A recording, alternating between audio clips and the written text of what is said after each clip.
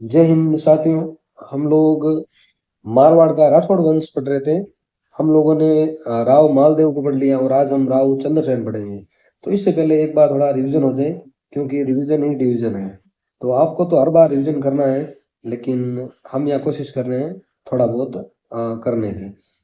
तो शुरू कर रहे हैं कि जिस प्रकार दक्षिण पश्चिम राजस्थान में गुइल का शासन था, यानी गुइलों का शासन था, वैसे ही मतलब उत्तर पश्चिमी प्रांत में राठौड़ों के राज्य स्थापित हुए हैं। ठीक है। और राठौड़ों की उत्पत्ति कैसे हुई, ये विवाद है। जैसे वहां विवाद था कि राजपूतों की उत्पत्ति कैसे हुई, ये आपको ध्यान में रखना है। ताम्रपत्र में क्या है, शिलालेख में क्या है, प्राचीन पुस्तकों में क्या है, भिन्न भिन्न मत है। ये हमने बात करी थी। जोधपुर राज्य की ख्यात है। पहले तो ये ध्यान रखना, कुछ विद्वानों का मानना है कि राठौड़ हिरण्यकश्यप की संतान थे। इसका कुछ राठौड़ों का मानना है राठौड़ किसकी संतान थे, हिरण्यकश्यप की संतान थे राठौड़। ये आपको थोड़ा ध्यान में रखना है। फिर जोधपुर राज्य की ख्यात में इन्हें विश्वतमान के पुत्र राजा वर्धवल, विश्वतमान का पुत्र राजा वर्धवल से पैदा होना लिखा है। तो दयाल दास ने राठौड़ों को सूर्यवंशी माना है और इन्हें ब्राह्मण बलराव की संतान बताया। ठीक है, ये हमने पहले पढ़ रखा है, इसलिए थोड़ा मैं एक बार रिविजन करवा रहा हूँ।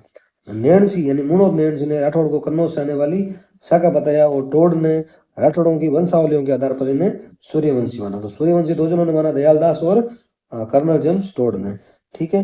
तो इस प्रकार राठौड़ों की उत्पत्ति के संबंध में राय एक मत नहीं है। ठीक है, कुछ लोग इन्हें दक्षिण भारत से के राष्ट्रकूट से अवश्य संबंध मानते हैं। और राठौड़ जोधपुर और बीकानेर के प्रसिद्ध हमने बात करी। राठौड़ों का मूल पुरुष राव सिया था, जिसे कन्नौज के गेड़वाल यानी जयचंद का वंशज भी माना जाता है। तो ये कहाँ राठौड़ थे कौन, उससे संबंधित ये क्वेश्चन है। सिंह केवल मेवाड़ के छोटे से भाग पाली के उत्तर पश्चिम में अपना राज्य स्थापित करवाया। सिंह ने मारवाड़ में राठौड़ राज्यों की स्थापना कर दी, मगर उसे व्यवस्थित नहीं कर पाया। यानी आप पूछ ले राठौड़ वंश का आदि पुरुष या मूल पुरुष तो राव सिया था। ठीक है। फिर पहला है चुंडा। चुंडा का कार्यकाल 1354 1433 मैंने बताया। इसने मंडोर पर अधिकार कर लिया था और मंडोर को राठौड़ों ने क्या बनाई, राजधानी बनाई रावलपिंडी ने। ठीक है। फिर आसपास के क्षेत्र था, ये खाटू है, डेडवाना, यहाँ अधिकार किया, लेकिन पुंगल के भाटियों द्वारा 1423 में ये चुंडा मारा गया। और इसकी पत्नी थी चांद गौरी, जिसने चांद बावड़ी का निर्माण करवाया। चांद बावड़ी जोधपुर में है। ठीक है। फिर पढ़ा हमने राणा राव रणमल 1427 से 1438। रणमल अपने छोटे भाई कान्हा, यानी इसका छोटा भाई कान्हा था, जिसको मारवाड़ का शासक बना दिया, इसलिए मेवाड़ चला गया और अपनी बहन हंसाबाई का विवाह राणा लाखा से कर दिया। और विवाह की शर्त हमने बड़ा पढ़ रखा है। और हंसाबाई और लाखा का जो पुत्र हुआ मोकल, ठीक है, भांजे मोकल के मेवाड़ के महाराणा बनने पर मेवाड़ प्रशासन पर रणमल का प्रभाव बढ़ गया। यानी इसने वहां दखल अंदाजी शुरू कर दी मेवाड़ में। और रणमल की 1438 में प्रेमिका बारमली के सहयोग से मेवाड़ी सामंतों द्वारा हत्या कर दी। हत्या क्यों करी, क्योंकि ये मारवाड़ का था और मेवाड़ पर मतलब इसका प्रभाव बहुत ज्यादा बढ़ गया था। ठीक है।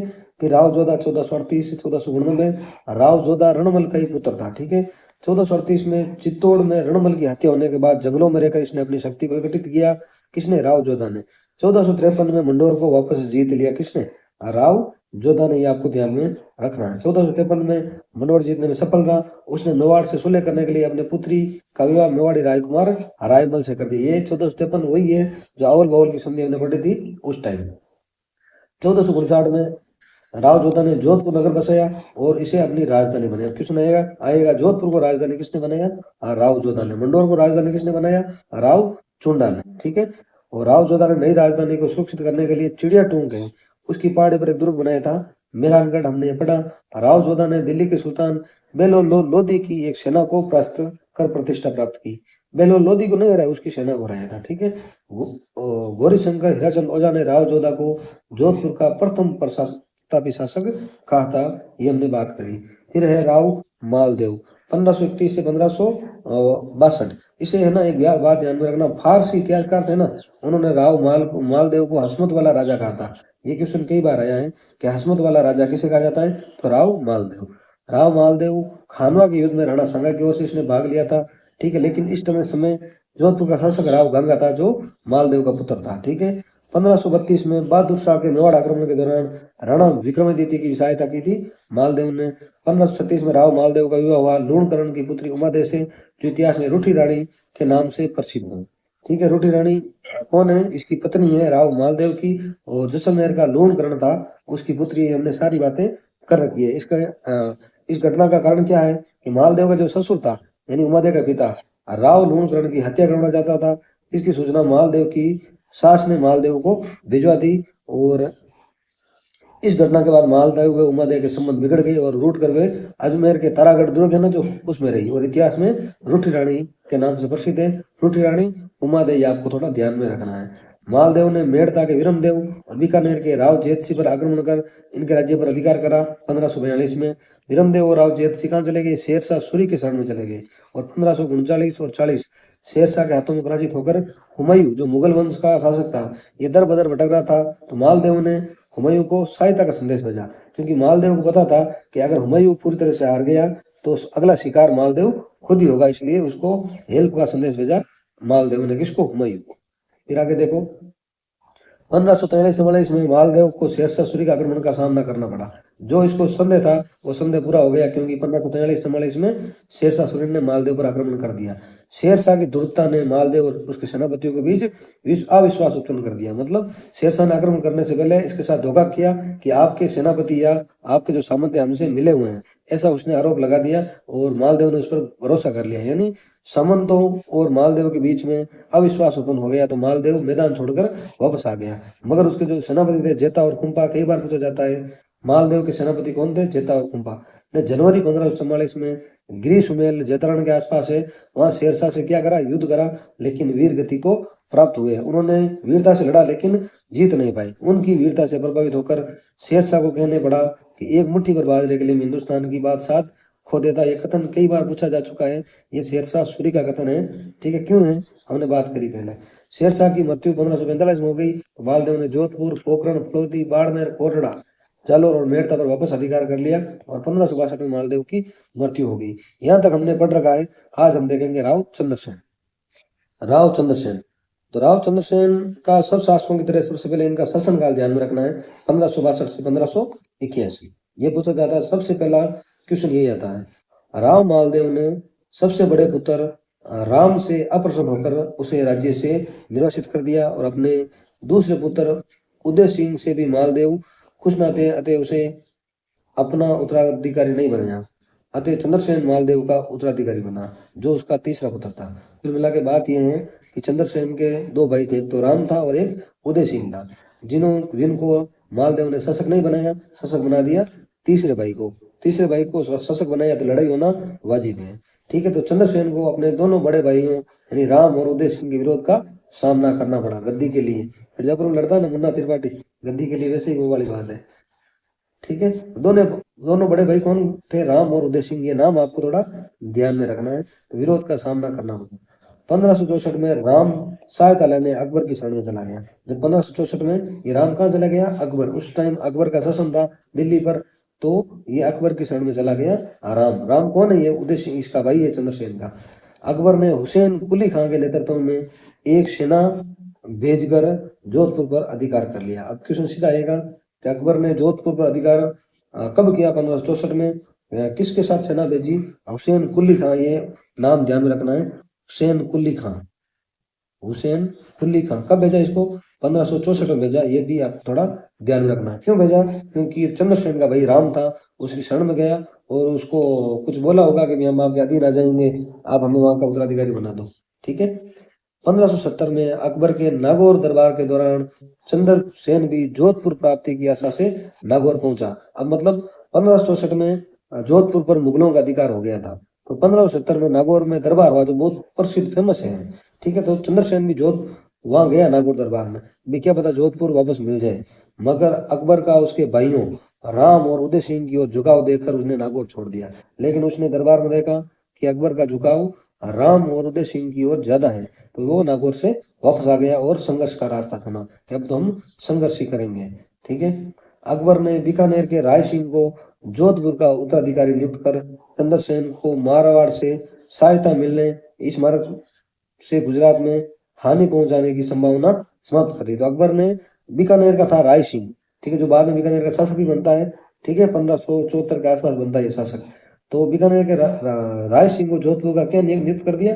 अधिकारी नियुक्त कर चंद्रसेन को मारवाड़ से सहायता मिलने या इस मार्ग से गुजरात में हानि पहुंचाने की संभावना समाप्त कर दी। यानी मारवाड़ के जो कुछ लोग थे जो चंद्रसेन को हेल्प कर रहे थे, इसको शासक बना दिया तो वो सहायता भी मिलनी बंद होगी और इस मार्ग में गुजरात में जो हानि पहुंचाने की संभावना थी, क्योंकि ये छिपकर युद्ध का, जैसे वो छापामार पद्धति थी ना जो प्रताप ने अपनाई थी, वैसे ही चंद्रसेन ने अपनाई थी, इसलिए चंद्रसेन को प्रताप का अग्रगामी शासक कहा जाता है। ये भी आगे से लाइन आएगी, इसमें नहीं आएगी तो आपको थोड़ा ध्यान में रखना है, ठीक है। और इसे मारवाड़ का भोला तीसरा शासक भी कहा जाता है, ये भी आपको थोड़ा ध्यान में रखना है चंद्रसेन को। आगे 1564 में जोधपुर को छोड़ने के बाद चंद्रसेन ने कुछ समय तो भादरा-जून में रहकर मुगलों की फौजों का मुकाबला किया। अब आपको भादरा-जून कहाँ है कमेंट करके बताना, ठीक है। अपने जोधपुर के आसपास ही ज्यादा दूर नहीं है। परंतु जब मुगल सेना ने उसे चारों ओर से घेर लिया तो वहां छड़कर उसने सिवाना में अपना मोर्चा बनाया। तो पहले तो चंद्रसेन कहाँ गया, भादरा-जून, फिर कहाँ गया, सिवाना। ये भी क्रम भी आ रहा है कई बार कि चंद्रसेन कहाँ कहाँ गया जोधपुर को छोड़ के। पहला तो भादरा-जून है, ठीक है, ये आपको थोड़ा ध्यान में रखना। भादरा-जून या भादरा-जून दोनों आता है। फिर कहाँ गया, सिवाना गया। सिवाना भी कहाँ है आपको पता होना चाहिए। सिवाना का किला फेमस है। सिवाना का गढ़ और पहाड़ी भाग दुर्गम थे।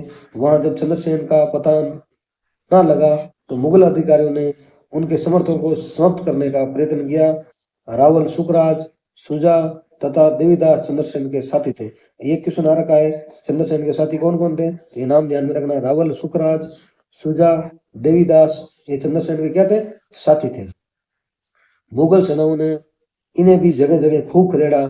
इसके बाद चंद्रसेन के विरुद्ध सिवाना में मुगल शक्ति लगा दी गई, जिसे तंग आकर वे रामपुरा के पहाड़ों में चला गया। देखो पहला कहाँ गया, भादरा-जून, फिर कहाँ गया, सिवाना, फिर कहाँ गया, रामपुरा के पहाड़ों में। क्रम ध्यान में रखना और ये साथियों के नाम ध्यान में रखना, ठीक है। ये जानकर मुगलों की छोटी सेना के लिए इतने विस्तृत पहाड़ी प्रदेश को घेरना कठिन था। बादशाह ने सेना में वर्दी कर दी, फिर भी चंद्रसेन हाथ ना आ सका। मतलब चंद्रसेन आगे आगे, मुगल पीछे पीछे। बाद में सेना बढ़ा दी लेकिन फिर भी चंद्रसेन इनके हाथ में नहीं आया। सिवाना से निकलकर चंद्रसेन ने पीपलोद, अब देखो बाद में पीपलोद और वहां से कानूजा के पहाड़ों में चला गया। देखो सिवाना के बाद पीपलोद, फिर कानूजा का पहाड़, फिर लास्ट में रामपुरा की पहाड़ियां। ये क्रम थोड़ा सा आपको ध्यान में रखना है। और आसपास लूट खसोट आरंभ कर दी। इस नीति से लोग अप्रसन्न हो गए। मतलब भाई कुछ युद्ध कर रहा है तो कुछ चाहिए, तो लोग समर्थन नहीं कर रहे, तो मालदेव ने क्या शुरू कर दी, लूट खसोट शुरू कर दी, जिससे वहां के जो मारवाड़ के लोग क्या हो गए, अप्रसन्न हो गए, नाखुश हो गए किससे, चंद्रसेन से। ऐसी स्थिति में उसने मारवाड़ छोड़कर सिरोही, बाद में कहा चला गया, मारवाड़ से सिरोही चला गया। फिर डूंगरपुर और बांसवाड़ा में शरण लेनी पड़ी। तो मालदेव ने कहाँ कहाँ शरण ली और कहाँ कहाँ गया, मुगलों मतलब मुगलों मतलब ये उदय सिंह को यहाँ प्रशासक नियुक्त किया था ना, उसके बाद कहाँ कहाँ गया, ये चीजें आपको ध्यान में रखना। लास्ट में बांसवाड़ा। फिर भी मुगल सेना ने उसका पीछा न छोड़ा। इस प्रकार निरंतर मुगलों से चंद्रसेन संघर्ष करता रहा। मतलब लास्ट तक चंद्रसेन ने मुगलों से संघर्ष किया। लेकिन कौन सी बात बुरी लगी मारवाड़ के लोगों को, तो ये आपको ध्यान में रखना, उसने जो लूट खसोट आरंभ कर दी थी, भाई कुछ युद्ध करने के लिए, कुछ खाने पीने के लिए कुछ तो चाहिए ना, तो इसने लूट खसोट आरंभ कर दी। इससे मारवाड़ के लोग क्या हो गए, अप्रसन्न हो गए। 1581 में अपनी मृत्यु तक संघर्ष जारी रखा। विश्वनाथ रेऊ, वेरी वेरी इंपॉर्टेंट है ये कथन, ध्यान में रखना। विश्वनाथ रेऊ ने चंद्रसेन की तुलना महाराणा प्रताप से की है, ठीक है, पूछ ले। चंद्रसेन की तुलना महाराणा प्रताप से किसने की है, विश्वनाथ रेऊ ने की है, जिसे उसी के समान मुगल शक्ति का सामना करना पड़ा और पहाड़ों में भटकने के बाद भी मुगलों की अधीनता स्वीकार नहीं की। इस कारण चंद्रसेन को मारवाड़ का प्रताप भी कहा जाता है, ठीक है। अब पूछ ले, मारवाड़ का प्रताप किसे कहा जाता है, चंद्रसेन को। क्यों कहा जाता है, क्योंकि महाराणा प्रताप की तरह इसने भी पहाड़ों में रहकर मुगलों का सामना किया और लास्ट तक अधीनता स्वीकार नहीं की है। इसे प्रताप का अग्रगामी शासक भी कहा जाता है, ठीक है। और इसे मारवाड़ का प्रताप भी कहा जाता है और इसे भूला बिसरा शासक भी कहा जाता है। क्योंकि इतिहासकार इतना जितना बखान प्रताप का किया उतना बखान चंद्रसेन का नहीं कर सके, इसलिए इसे भूला बिसरा शासक भी कहा जाता है। तो आपको थोड़ा ध्यान में रखना। वापस एक बार, चंद्रसेन की टाइमिंग है 1562 से 1581। इनके दो भाई थे, राम और उदय सिंह, ठीक है। इनसे मालदेव क्या था, खुश नहीं था, तो उसने उत्तराधिकारी बना दिया तीसरे पुत्र चंद्रसेन को। तो राम और उदय सिंह को का विरोध का सामना चंद्रसेन को करना पड़ा। लेकिन जब 1564 में इसका भाई राम था अकबर की शरण में चला गया तो अकबर ने हुसैन कुली खां के नेतृत्व में एक सेना भेजी 1564 में और जोधपुर पर अधिकार कर लिया। ठीक है। और बाद में ये था राय सिंह बीकानेर के राय सिंह को जोधपुर का अधिकारी नियुक्त कर दिया। और 1570 में नागौर दरबार हुआ जिसमें चंद्रसेन भी गया, लेकिन अकबर ने इसको मतलब इसकी तरफ ध्यान ही नहीं दिया, चंद्रसेन की तरफ।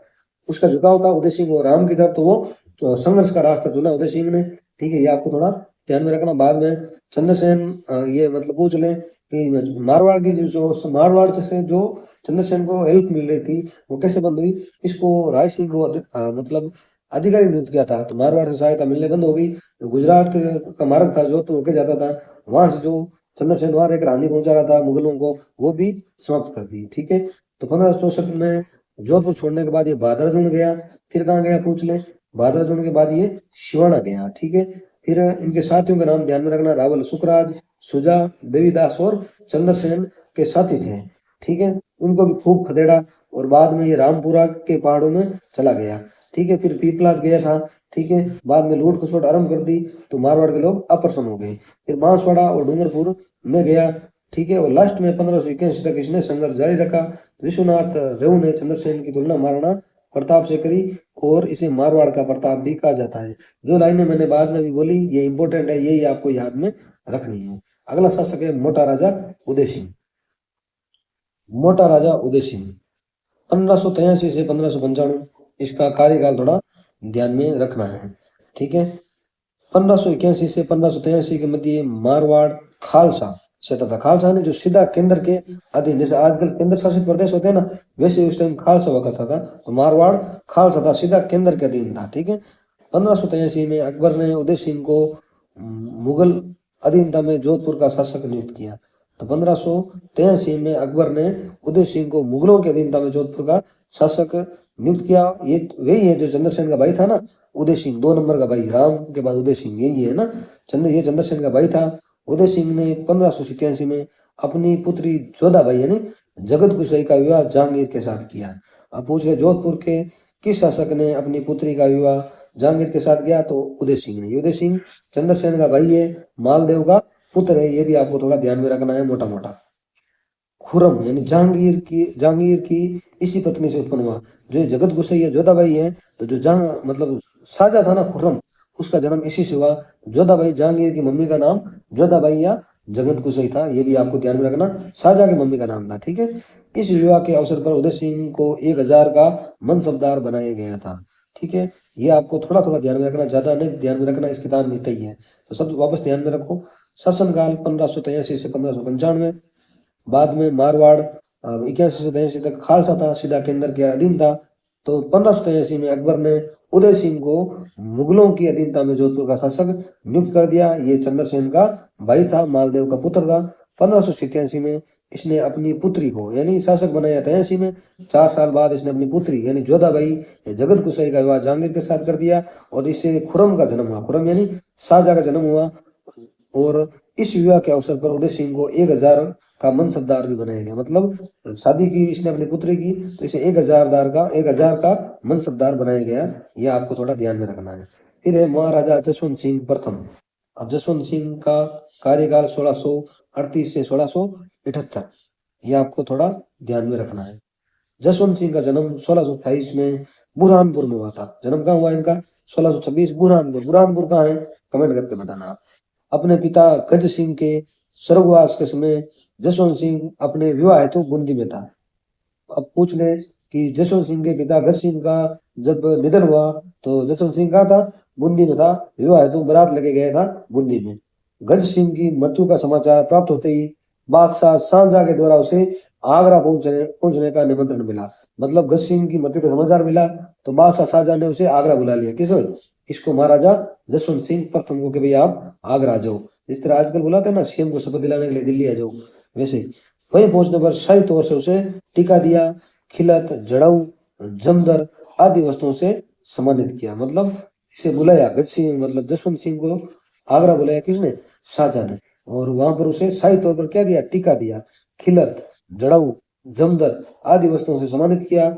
इसी अवसर पर उसे राजा का खिताब, 4000 जात और वे सवार का मनसब प्रदान किया। अब पूछ ले जसवंत सिंह को राजा का खिताब किसने दिया, ये क्वेश्चन कहीं यहाँ रखा है। तो राजा का खिताब शाहजहां ने दिया। जसवंत सिंह को राजा का खिताब शाहजहां ने दिया, प्लस 4000 जात में सवार का मनसब प्रदान किया जसवंत सिंह प्रथम को शाहजहां ने। आगे देखो, और ये देखो 1000 का मनसबदार तो इसने बनाया, जहांगीर ने बनाया उदय सिंह को, लेकिन जसवंत सिंह प्रथम को शाहजहां ने बनाया। क्योंकि उसकी आयु उस समय 11 वर्ष थी। अब पूछ ले, जब इसके पिता की मृत्यु हुई तो जसवंत सिंह प्रथम की आयु कितनी थी, 11 वर्ष थी। बादशाह ने अशोक ठाकुर राज सिंह कुंभवत को 1000 जात 400 सवार का मनसब देकर जोधपुर राज्य का मंत्री नियुक्त किया। ये छोटा था तो अशोक गोपालगढ़ तहसील में पड़ता है, वहां का ठाकुर था राज सिंह कुंभवत। इसको क्या करा, 1000 जात और 400 सवार का मनसब देकर जोधपुर राज्य का मंत्री नियुक्त किया। एक तरह का संरक्षक कह सकते हो आप, ये राज सिंह कुंभवत। राज सिंह कुंभवत का नाम थोड़ा आपको ध्यान में रखना है। 1635 में इसे आगरा का प्रबंध सौंपा गया। 1635 में जसवंत सिंह प्रथम को आगरा का प्रबंध सौंपा गया। 1648 में कंधार अभियान पर भेजा गया। किसे, इसे मोटा राजा क्या, जसवंत सिंह प्रथम को। एक थोड़ा ध्यान में रखना, जसवंत सिंह को कंधार अभियान पर कब भेजा गया, 1648 में। ठीक है, और आगरा का प्रबंध कब दिया गया, 1645 में। ये समय थोड़ी पूछ जाती है। उत्तराधिकार युद्ध 1657-58 में औरंगजेब के विरुद्ध धर्मत के युद्ध में दारा का साथ दिया, लेकिन कासिम खान के विश्वासघात के कारण दारा की पराजय हुई और जसवंत सिंह को जोधपुर लौटना पड़ा। अब कह रहे हैं तो मुगलों में उत्तराधिकार युद्ध हो रहा था, जो औरंगजेब के भाई थे। ठीक है, धर्मत का युद्ध होता 1658 में। तो इस युद्ध में जसवंत सिंह ने दारा का साथ दिया। अब पूछ ले, साथ किसका दिया, दारा का साथ दिया किसने, जसवंत सिंह प्रथम ने। लेकिन कसम खाता है, उसके विश्वासघात के कारण दारा की क्या हो गई, पराजय होगी, दारा हार गया। जसवंत सिंह को वापस आना पड़ा, जोधपुर आना पड़ा। तो विश्वासघात किसने किया, कासिम खान ने विश्वासघात किया। किसके साथ, जसवंत सिंह कह सकते हो, दारा का भी कह सकते हो, क्योंकि उसकी सेना में ही था। जसवंत सिंह के जोधपुर पहुंचने पर उसकी उदयपुरी रानी ने किले के द्वार खोलने से इनकार कर दिया। अब जसवंत सिंह वहां से वापस आया तो उनकी रानी थी उदयपुरी रानी, उन्होंने किले के द्वार खोलने से इनकार कर दिया और कहलवा भेजा कि राजपुर या तो युद्ध से विजय होकर लौट गए हैं या वहां मर मिटते हैं। रानी ने क्या कहा कि राजपूत या तो जीत कर वापस आते हैं या फिर वही मर जाते हैं। महाराजा पराजय के बाद लौट नहीं सकते, यानी महाराजा पराजय के बाद वापस नहीं लौट सकते। एक एक कर वे सती होने की तैयारी करने लगी। अंत में रानी की मां के समझाने एवं जसवंत सिंह द्वारा पराजय का बदला लेने का वचन देने पर दुर्ग के द्वार खोले गए। बाद में इसकी जो सासू माँ थी, यानी रानी की माँ थी, उन्होंने कहा जब ये जसवंत सिंह पराजय का बदला लेगा, बाद में दरवाजे खोले गए दुर्ग के। इस कथा की सत्यता पर संदेह किया जाता है, किंतु इस कथा को श्यामल दास ने मान्यता दी है। मतलब ये श्यामल दास के अनुसार है कि उदयपुरी रानी ने दरवाजे नहीं खोले थे, ऐसा किसका मानना है, वो कवि राजा श्यामल दास जिन्होंने वीर विनोद एक रचना लिखी थी, उनका मानना है। बाकी इतिहासकार इस पर संदेह करते हैं कि ये बात सही है गलत है। ठीक है, 5 जनवरी 1659 को खजुआ के मैदान में औरंगजेब और जसवंत सिंह से के आपसी अविश्वास के कारण वे शाही डेरे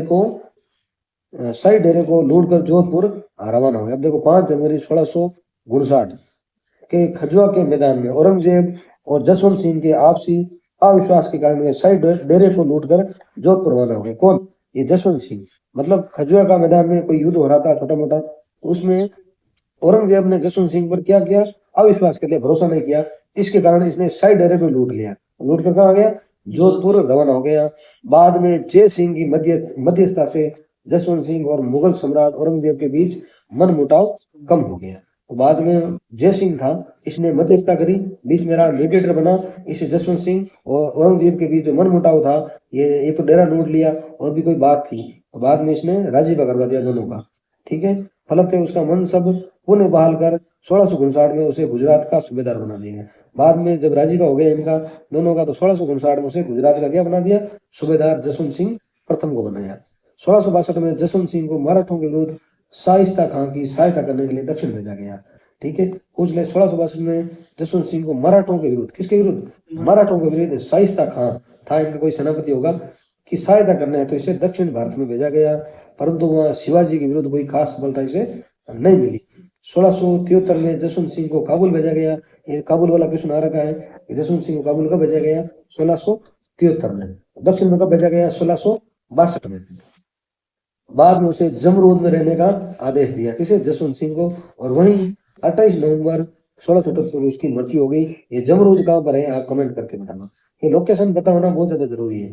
तो 28 नवंबर 1678 को जमरूद में ही जसवंत सिंह की मृत्यु हो गई। जैसे जसवंत सिंह जैसे जमरूद, ऐसे याद रख लेना। जसवंत सिंह विद्वानों का आश्रयदाता था। उसके समय के विद्वानों में सूरत मिश्र, नरहरिदास, नवीन कवि, बनारसी दास आदि प्रसिद्ध है। अब देखो ये इसके दरबारी कवि थे, पूछ लें जसवंत सिंह के समय कौन कौन से इसके कवि थे या ये किन किन का आश्रयदाता था। तो सूरत मिश्र या सूरती मिश्र भी आता कहीं कहीं, नरहरिदास, नवीन कवि, बनारसी दास आदि जसवंत सिंह के दरबारी कवि थे। और मूणोपदेशी जसवंत सिंह का मंत्री था। इसने लिखा ना मारवाड़ प्रगनारी विगत, ऐसा कुछ इसकी रचना है शायद। तो ये इसका मंत्री था, किसका? जसवंत सिंह का। नैणश्री ख्यात एवं मारवाड़ प्रगनारी विगत नामक ग्रंथों की रचना मूणोत नैणसी ने करी। ये दोनों रचना वेरी वेरी इंपोर्टेंट है। एक नैणश्री ख्यात और मारवाड़ का प्रगनारी विगत, ये दोनों मूणोत नैणसी की रचना है।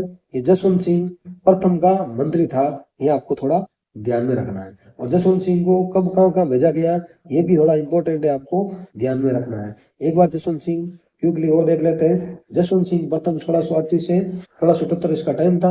1626 बुरहानपुर में इनका क्या हुआ? जन्म हुआ। जब इनके पिता गज सिंह का निधन हुआ तब ये विवाह हेतु बूंदी में था। और गज सिंह की मृत्यु का समाचार जब शाहजहां को मिला तो इसने जसवंत सिंह को बुलाया कि भाई आगरा आ जाओ आप। तो आगरा पहुंचा तो इसे शाही तौर पर टीका दिया गया, खिलत दी गई, जड़व दी गई, जमदर आदि वस्तुओं से सम्मानित किया गया। आजकल जैसे वो साबा वगैरह पहनाते थे ना, पहनाते वैसे ही उस टाइम ये कुछ सम्मान थे। और इसी अवसर पर उसे राजा का खिताब दिया जसवंत सिंह प्रथम को शाहजहां ने। और 4000 जात व सवार का मनसब दिया। उस समय जसवंत सिंह की आयु 11 वर्ष थी, इसलिए अशोक का ठाकुर था राज सिंह कुंभवत, उसे 1000 जात और 400 सवार का मनसब देकर जोधपुर का मंत्री नियुक्त किया, किसे? जसवंत सिंह प्रथम। और 1645 में जसवंत सिंह को आगरा का प्रबंध सौंपा गया। और 1648 में इसे कांधार अभियान में भेजा गया। ये अभियान ध्यान में रखना है, वेरी वेरी इंपॉर्टेंट है। 1648 में कांधार अभियान भेजा गया जसवंत सिंह को। और उत्तराधिकार युद्ध हो रहा था 1657-58 में, मतलब औरंगजेब के विरुद्ध धर्मत के युद्ध में दारा का साथ दिया, किसने? जसवंत सिंह ने। औरंगजेब के ये अपोजिट में था, कौन? जसवंत सिंह। लेकिन दारा की पराजय होगी, दारा हार गया कासिम खां के विश्वासघात के कारण। तो जसवंत सिंह को जोधपुर लौटना पड़ा। और बाद में जोधपुर आया तो इसकी उदयपुर की रानी थी, उदयपुरी रानी, जिसने दरवाजे खोलने से मना कर दिया और बोला कि या तो राजपूत युद्ध जीत के आते हैं या फिर वहीं मर मिटते हैं। लेकिन बाद में इसकी सासू माँ ने राजीपा करवा दिया दोनों के बीच में। तो इसने वादा कर लिया कि अब मैं इस पराजय का बदला लूंगा, ठीक है। और इस कथा को श्यामल दास ने मान्यता दी है, ये आपको ध्यान में रखना है। 5 जनवरी 1659 को खजुआ के मैदान में औरंगजेब और जसवंत सिंह के बीच अविश्वास हो गया, कोई भ्रम हो गया। तो जसवंत सिंह शाही डेरे को लौटकर कहाँ गया? जोधपुर आ गया। बाद में जय सिंह मीडिएटर बनकर गया और इसने जसवंत सिंह और मुगल सम्राट के बीच मतलब एक संधि करवा दी, मन मुटाव कम करवा दिया, राजीपा करवा दिया, ठीक है। तो बाद में 1659 में उसे गुजरात का सूबेदार बना दिया जसवंत सिंह प्रथम को, ठीक है। 1662 में जसवंत सिंह को मराठों विरुद्ध शाइस्ता खान की सहायता करने के लिए कहाँ भेजा गया? दक्षिण भेजा गया 1662 में। लेकिन शिवाजी विरोधी ने कोई सहायता नहीं मिली, क्योंकि शिवाजी और औरंगजेब के मध्य काफी युद्ध हुए थे। 1677 में जसवंत सिंह को काबुल भेजा गया, आपको ध्यान में रखना है। और बाद में उसे जमरूद में रहने का आदेश दे दिया। और 28 नवंबर 1677 को जसवंत सिंह की जमरूद में ही मृत्यु हो गई। जमरूद कहाँ है? जो लोकेशन बताई वो आप कमेंट करके बताना है। जसवंत सिंह विद्वानों का आश्रित था। इसके दरबार में सूरत मिश्र, नरहरिदास, नवीन कवि, बनारसी दास आदि इसके दरबार में थे।